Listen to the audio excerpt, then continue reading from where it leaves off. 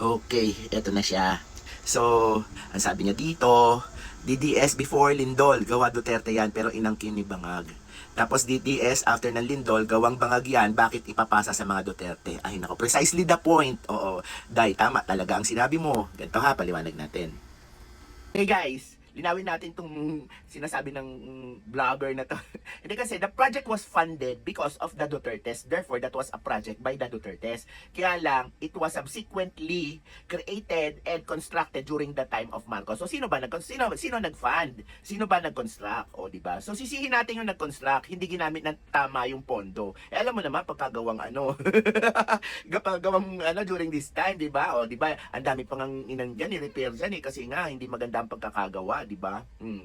Baka malay nyo kapak-kapak pa yan. So, wag nyo na, tama naman yung pagkakasabi. Oh. So, to make the long story short, sino bang sisisihin nyo?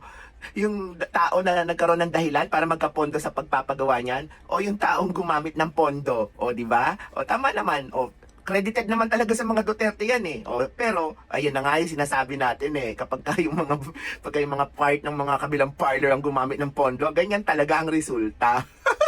So siguro kung ang pondo niya ay nasa 1 billion, siguro sinabaw.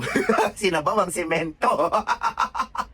Ang nagamit lang siguro 400 million. Ganyan. Kasi, di hanapin nyo na lang kung nasaan napunta yung ibang pondo.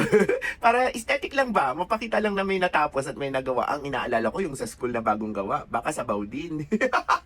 Pero makabawi-bawi lang ha. Sa totoo lang, malakas yung lindol. 7.8 is not a joke. Oo, grabe yun. Kala nyo. So, hindi talaga may iwasan. Talagang lahat ng bridge o lahat ng building dyan, malamang mai-inspeksyon. Kasi iba naman dyan, matibay yung pagkakapalitada, pero yung laman loob, may something na. Naku, Diyos ko, day. Ingat tayo guys. Alam nyo namang the big one na yan. Naku, yung mga nakabitin nyo, yung mga nakalagay nyo sa matataas na lugar, tapos may babagsakan na tao eh. Baka gusto nyo ng itali. Kasi, naku, ako nagsimula na, nilagyan ko na ng mga rubber padding para hindi dudulas, hindi dadaus-dos, tinibayan ko na yung mga patungan. Anyway, isa yung babala sa atin ha. Hindi lang naman Davao ang nag-aabang ng ganyan. Marami pang lugar dito sa Pilipinas ha. Maaaring magkaroon din. So, let us pray na sana kung meron man, at least man lang makayanan natin. Nakayanan nila, pero kakayanin ba ng Manila? Diyos ko. Ang titibay na ng gawa sa kanila, oh, 'di ba? Less corruption sa kanila, 'di ba? Sa atin pa kaya.